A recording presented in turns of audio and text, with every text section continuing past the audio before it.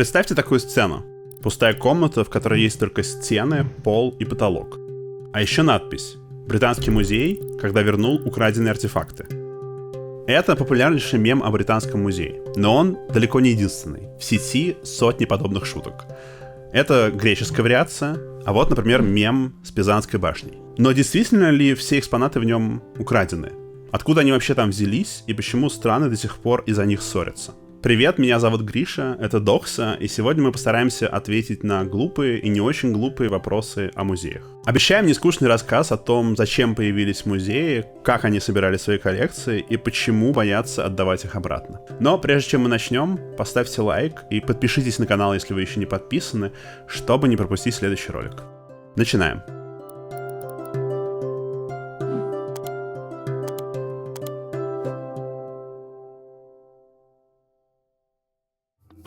Почему все шутят над Британским музеем? В 2023 году появилась новость, что около 2000 предметов из хранилищ Британского музея были украдены, повреждены либо уничтожены.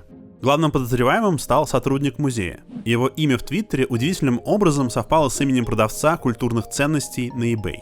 Музей начал разбирательство, сотрудник был уволен, против него начался судебный процесс.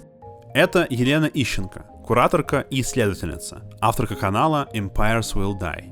И, конечно, это вызвало вот эту волну шуток, что музей, большая часть коллекции которого тоже являются украденными экспонатами, украденными у других культур, у других сообществ, теперь сам становится жертвой кражи. На самом деле, Британский музей уже давно высмеивает за высокомерное «нет» в ответ на любые просьбы вернуть артефакты на их родину. Например, Индия годами требует назад драгоценный камень Кохинур. В результате колонизации страны и других стран Востока Кохинур оказался в руках британской короны. Сейчас камень в 105 карат украшает корону Елизаветы II.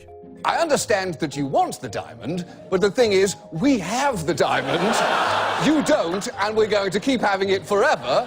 So in summary, finders keepers, go fuck yourself, cheerio. Чтобы понять природу такого юмора, нужно обратиться к истории национальных музеев. Как они вообще появились? Почему в Британском музее так мало британского и так много вещей из Африки, Азии, Океании и Южной Америки? Как экспонаты попали в музеи? Предшественники современных национальных музеев — это кабинеты редкостей или кунсткамеры, которые возникли в конце XVI века. Они возникают, разумеется, как такие частные, приватные кабинеты, в которых собираются так называемые редкости. Редкости — это то, что привозится из колониальных экспедиций. Образцы животных, образцы одежды, объекты религиозные, карты, да, разумеется, которые составляются в ходе этих экспедиций. То есть все, с чем сталкивается колонизатор, попадая в какое-то сообщество, попадая в какую-то цивилизацию, которая для него является объектом колонизации фактически. Далеко не все артефакты этих коллекций были получены путем покупки или обмена с местным населением. It is kind of wild too, because I tried to ask them about it, I'm like, so is all this stuff just stolen? And they go, oh, no, see, it's not stolen because these things were acquired during a time of war. Yeah, so they're saying, we didn't just steal all this shit, we killed everybody too. Отец-основатель Британского музея не был военным, но его коллекцию нельзя не назвать колониальной.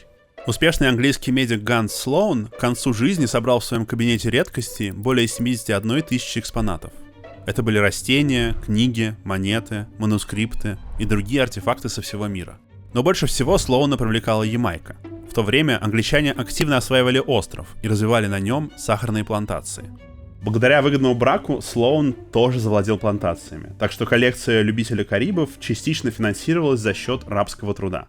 И из этих частных кабинетов редкостей начинают возникать первые национальные музеи, которые становятся также и отражением национальной идентичности и воспитывают эту национальную гордость, в том числе через эти колониальные завоевания. Мол, смотрите, что у нас есть, смотрите, какими землями мы где владеем. В эпоху расцвета Британской империи музей восхищал подданных своим богатством, а врагам внушал страх перед могуществом державы, способной побеждать и обкрадывать колонии по всему земному шару. Военные трофеи Британской империи — неотъемлемая часть музея и сегодня. Статуя Хоахака-Нана-Я с острова Пасхи. Сокровище сожженного дотла летнего дворца в Пекине. Мрамор Амравати из индийского буддийского храма. И многие другие сокровища. В других империях ситуация была такой же? Тут может возникнуть закономерный вопрос. Если критикуется колониальное прошлое, то почему достается именно Британскому музею? Причина не в том, что в других музеях нет украденных артефактов. Дело в том, что это самый первый национальный музей в истории, и у него самая обширная коллекция в мире. Если говорить про другие западные страны, другие европейские страны, то ситуация там, в общем-то, точно такая же, как и в Британском музее. И во Франции, в Нидерландах, в Германии хранится огромное количество предметов, которые точно так же были либо украдены, либо, например, вывезены. Во французском Лувре есть коллекция алжирских сокровищ. Бюст Нефертити все еще в Германии. А вот такой императорский головной убор времен ацтеков Мексика требует у Австрии. В России тоже есть ворованные экспонаты. А что насчет Российской империи? В современных учебниках истории колониализм приписывается исключительно западному миру. Якобы Сибирь, Кавказ и другие земли вошли в состав страны добровольно. Конечно, это не так, и в этом ролике мы подробно рассказываем почему. Посмотрите, если еще не видели. И так как Россия тоже была колониальной империей, ситуация с музеями в ней была такая же, как и в Европе. Первый колониальный российский музей появляется в 1714 году, это Кунсткамера, и он точно так же, как и другие этнографические музеи в европейских странах, хранит артефакты из колонизируемых Российской империи культур. Это сотни, тысячи украденных объектов из Северной Азии, из Урала, из Центральной Азии. Российские музеи полны колониальных трофеев. Конечно, какие-то артефакты были куплены или выменены у местных, но есть и краденые. У Российского этнографического музея богатая коллекция религиозных артефактов шаманизма. Костюмы, бубны и другие предметы. Вот что писал в своем дневнике Алексей Макаренко, этнограф и один из создателей этой коллекции. Я лично, относящий себя к культурной части человечества, с легким сердцем совершал святотатство не только с точки зрения собственной совести, но и с точки зрения тунгуса и сибирско-русских жителей, когда утаскивал, например, гроб с останками мертвеца или разорял тунгусские мольбища. Существуют и другие чувствительные экспонаты. Надпись на черепе на русском и на арабском языках, которая гласила, эта надпись «Наиб Хаджи Мурат Аварский». Военачальник Хаджи Мурат – герой Кавказской войны, чья могила находится в Дагестане. Вот только его тело погребено без головы. Череп Хаджи Мурата числится в Музее антропологии и этнографии РАН за 1000 километров от родной земли. Как он там вообще оказался? Голова военачальника послужила доказательством, что враг Российской империи повержен. 3 дня трофей выставляли на всеобщее обозрение, после чего он был продемонстрирован лично императору Николаю I. Аварские народы считают Хаджи Мурата своим национальным героем. Тем не менее, все просьбы вернуть останки ни к чему не привели, хотя потомки Хаджи Мурата и общественные деятели Дагестана продолжают этого добиваться. Не помогла даже специальная комиссия по вопросу возвращения черепа. Ее работу просто засекретили. Подвижек по возвращению останков нету с 2017 года. Да, для людей, живущих на Кавказе, во многих случаях Кавказская война – это дело семейное и личное. Война заканчивается тогда, когда похоронен последний солдат. Пренебрежение историей и традициями народов нетитульной нации прослеживается не только в этой истории. В российских музеях огромное количество человеческих останков, которые музеи не хотят отдавать. Фотография из Ставропольского музея, где просто комната, посвященная Кавказской войне, стол, как такой подиум, на котором лежат черепа человеческие воинов, адыгов, черкесов, которые были украдены с поля боя солдатами российской армии.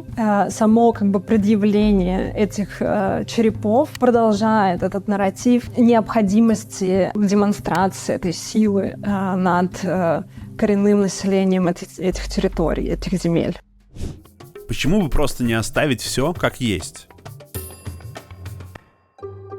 Может показаться, что шумиха вокруг музеев — это споры о минувших днях, о том, что больше не актуально и не влияет на современную жизнь. Но с этим не согласятся люди, которые критиковали, например, рабовладельческое прошлое отца-основателя Британского музея. В 2020 году бюст Ганса Слоуна сняли с почетного пьедестала и убрали под стекло к другим экспонатам. Так Музей вековой истории отреагировал на актуальный дискурс о расизме и неравенстве. Но самый актуальный пример — это война России и Украины. Пустые витрины. Да, каменный век здесь был. Вот так, например, сейчас выглядит Херсонский городской музей. По слухам, российская сторона уже пересчитала ценности на захваченных территориях и собирается включить в Государственный музейный фонд 44 тысячи новых экспонатов. И мы можем увидеть, что музеи не являются вот этими отстраненными институциями, которые просто призваны показывать прекрасное. Музеи точно так же втянуты в эту войну. С одной стороны, тем, что они создают эти пропагандистские нарративы, с другой стороны, тем, что их коллекции пополняются объектами, украденными, вывезенными из музеев Украины. По словам Юрия Савчука, гендиректора Национального музея истории Украины во Второй мировой войне, всего в стране ограбили 63 музея. У нас похищены серебряные, с позолотой, очень дорогие, очень редкостные оклады церковные. Много очень, практически вся, не практически, а вся коллекция нумизматики похищена. Вся коллекция наград, вся коллекция оружия. То есть все, что было ценного, материального, они похитили, разграбили и увезли в неизвестном направлении. Украина лишилась ценных экспонатов, от средневековых икон и скифского золота до полотен Айвазовского и Куинджи. А весной 2023 года Владимир Путин поручил создать музеи, посвященные событиям специальной военной операции и подвигам ее участников. Теперь по всей стране работают передвижные выставки вот с такими названиями. Материалы выставки доказывают неразрывную связь преступных организаций украинских националистов и сегодняшних неонацистских организаций Украины. Власти не просто диктуют музеям, что показывать, но и спускают сверху идеи и смыслы, которые они должны доносить. Выдержки из таких методичек публиковала, например, Медиазона. Их составили в Минкультуры и Российском историческом обществе для выставки «Герои земли Сургутской». Чиновники рекомендуют выставлять детские игрушки со следами крови, а иконы — поврежденными. Приветствуются знамена украинских подразделений, трофейное оружие и другие как бы предметы быта, свидетельствующие о гуманитарной катастрофе. Мысль простая. Россияне якобы воюют с фашистами, на чьих руках кровь донбасских детей, а за плечами разрушенные дома и церкви. Несмотря на масштаб ущерба, украинские специалисты и специалистки сотрудничают с международными организациями, чтобы отследить украденные произведения и вернуть их домой после войны. Что такое репатриация культурных ценностей? Как вообще происходит возврат украденных артефактов? Существует два процесса. Репатриация — это возвращение культурных ценностей потомкам или конкретному сообществу. Например, упомянутый ранее череп Хаджи Мурата — это несостоявшаяся репатриация. Еще есть реституция, когда ценности возвращают официальным органам государства-просителя. В реальности репатриация и реституция — это связанные процессы, потому что частным лицам и локальным сообществам требуется официальное лицо, которое представляло бы их интересы на международном уровне. Например, яки, коренной народ Северной Америки, добился возвращения церемониальных объектов благодаря помощи Мексики.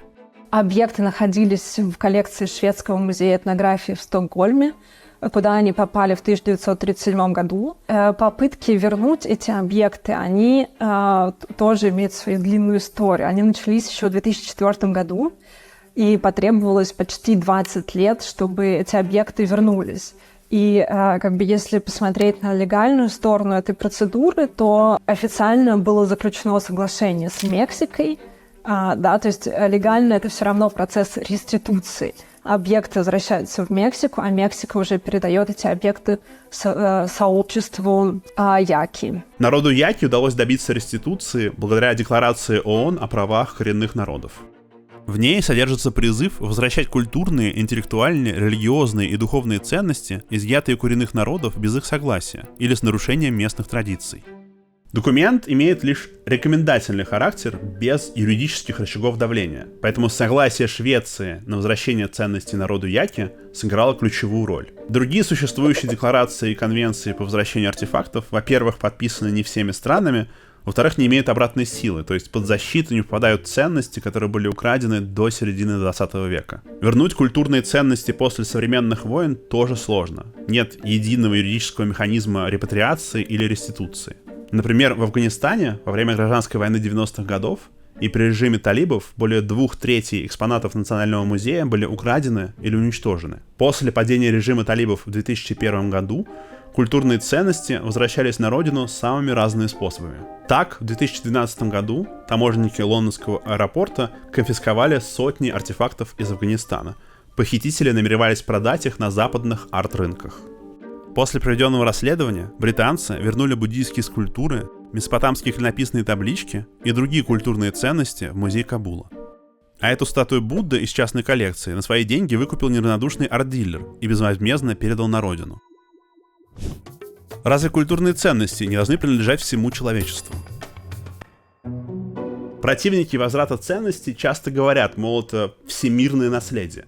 Но если ценности принадлежат всему человечеству, то почему они должны храниться именно в западных музеях? В этом плане, мне кажется, очень важна цифра, которую называют в своем докладе о необходимости репатриации исследователи Бенедикт Савой и Фельвин Сар, которые говорят, что от 90 до 95% всего художественного наследия, которое было создано на африканском континенте, сейчас находится в западных музеях.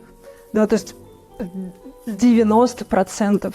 Это какая-то сложно вообразимая цифра. Представьте, что 90% ваших вещей кто-то украл. Успокоит ли вас тот факт, что на них смогут посмотреть люди со всего света? Да и не факт, что смогут. Позволить себе посещение этих музеев могут далеко не все люди, даже живущие на этих территориях, не говоря уже о представителях коренных сообществ. Им недостаточно просто купить билет в музей. Им еще нужно получить визу, оплатить себе дорогу, жилье и питание. Почему человеку может быть так сложно попасть в Европу, а предмету, который некие эксперты посчитали интересным для своих коллекций, так легко? И тут мы подобрались к еще одному нюансу. Объектами культуры и искусства эти артефакты считают именно сотрудники западных музеев. Для коренных сообществ они, как правило, наделены другим значением.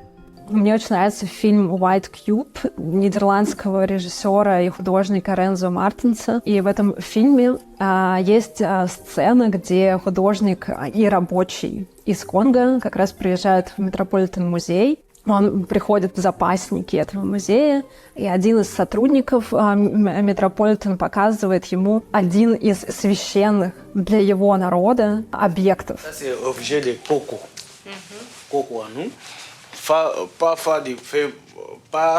Pas fait moi du mal, non. Au contraire, il a retourné moi retour de loyal. И эта сцена снята таким образом, что сотрудник музея, который пытается уберечь эту скульптуру от любого прикосновения этого конголезского художника, этот сотрудник музея выглядит максимально абсурдно. On peut toucher.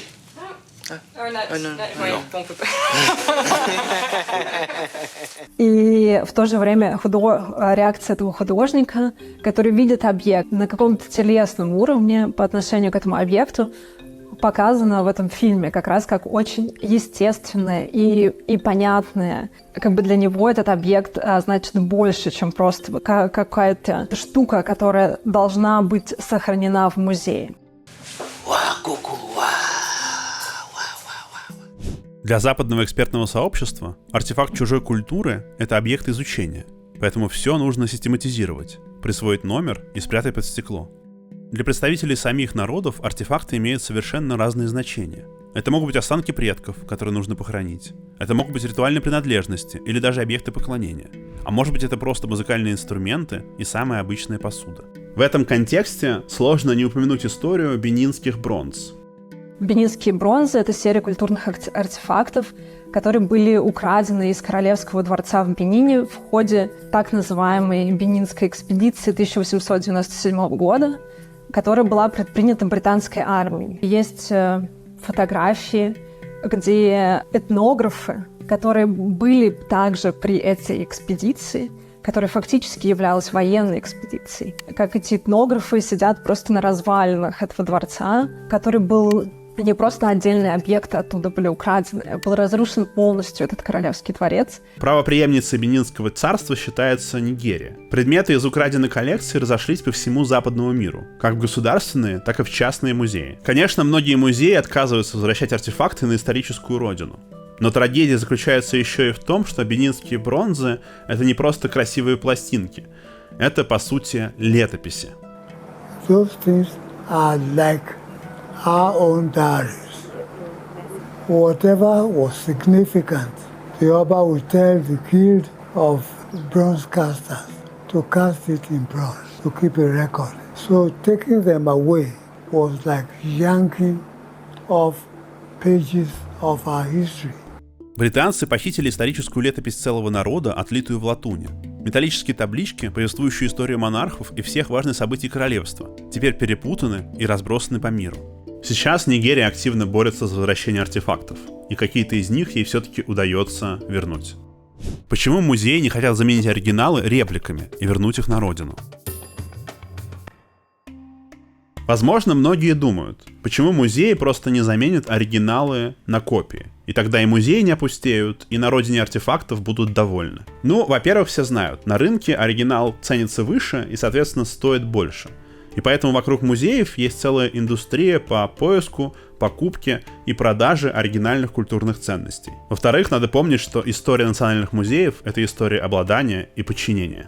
Чтобы сформировать эту национальную коллекцию, в ней должны быть представлены оригинальные, уникальные, то есть кабинет редкостей, которые были привезены откуда-то нашими великими воинами, этнографами, учеными и так далее. Мы не считаем, что музейные работники и работницы намеренно продолжают колониальные практики.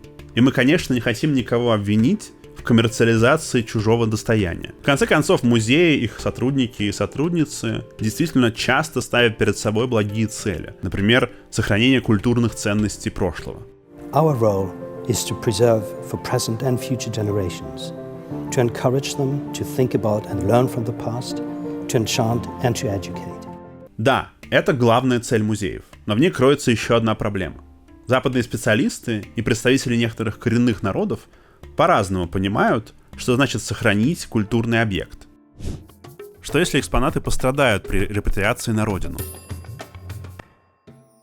В 2006 году Стокгольмский этнографический музей вернул тотемный столб североамериканскому коренному народу Хаисла, и он у них сгнил. Тут можно сказать, мол, смотрите, как безалаберно и халатно местные отнеслись к своей же святыне. Однако тут важно другое.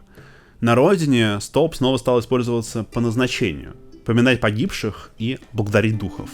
Столб был сначала установлен на площади возле торгового центра, который, является важной точкой, через которую очень многие люди проходят. Он был установлен там, чтобы собирать вокруг людей и рассказывать им истории этого объекта. После этого его перенесли на кладбище, недалеко от места, где он, собственно, был украден. Понятно, что этот столб сделан из дерева, и нахождение в естественной среде влияет на это дерево. Оно может действительно гнить, оно может разрушаться, но, тем не менее, этот объект находится там, где, для чего он был создан. И мне кажется, что мы не можем в этом случае, ни в коем случае, говорить о том, что он сгнил, что он оказался разрушен. Нет, он оказался на своем месте, на месте, для которого он был создан. Более того, для народа Хаисла погребальный столб, как и все живое на Земле, должен закончить свой жизненный цикл. Сгнивший столб не проблема, а естественный ход вещей. Так что на самом деле стоит за заботой о сохранности экспонатов, которые проявляют западные музеи? Не высокомерие ли считать, что мы лучше знаем, как нужно заботиться о вашей культуре? The one who loves the baby best gets the baby. The one who will pay the most for the baby gets the baby. If Peru cannot properly take care of its national treasures, the rest of the world will take care of it for the Peruvians, as it should be. Но что если угрозой становятся сами музеи? В 90-х в Британском музее произошел скандал. Оказалось, что его сотрудники во время реставрации повредили греческие статуи. По словам экспертов, они утратили те признаки, по которым их в принципе можно было отнести к классической скульптуре Парфенона. This is the head of the sun god Helios. And if you look, you can see on the right-hand side, his neck is still highly polished. Although it's black, it's highly polished. But on the left-hand side, across this line, is what Devine's agents did. They scraped it to this dull, matte white, which is what Devine wanted. Греция до сих пор добивается возвращения этих античных артефактов. Ей не помогло даже обращение в ЮНЕСКО. В начале видео мы рассказали о сотруднике Британского музея, которого подозревают в краже 2000 экспонатов. Расследование показало, что эти кражи продолжались в течение 30 лет. Этот случай поднял новую волну требований о репатриации и реституции артефактов. Сейчас, помимо Греции, возврата национальных сокровищ активнее всех добиваются правительства и активисты из Нигерии, Индии, Китая и Египта. Официальная позиция Британского музея не обнадеживает. Никакого возврата культурных ценностей. Почему? Вот что ответил бывший премьер-министр Дэвид Кэмерон, когда Индия в очередной раз потребовала вернуть алмаз Кохи-Нур. I don't think what tends to happen with these questions is if you say yes to one, you suddenly find the British Museum would be emptied. Не в этом ли страхе перемен заключается нежелание реформировать музей как социальный институт? Ведь если вернуть алмаз Кохи-Нур, то в короне Елизаветы II буквально образуется пустое место, а с этим обязательно нужно что-то делать. Если мы говорим про то, что история колониализма — это в том числе история экстрактивистского колониализма, да, то есть история экстракции ресурсов, человеческой силы, то музеи в этом плане тоже являются такими инструментами экстракции, которые изымают из сообществ объекты культурные, религиозные, которые внутри этих сообществ были созданы. Очень сложно представить, что подобные этнографические музеи, они могут быть деколонизированы в принципе, да, потому что вся их история основана на этом. Об этом в том числе говорит исследовательница Ариэла Айша-Зулай, что нельзя деколонизировать музей, не деколонизировав мир.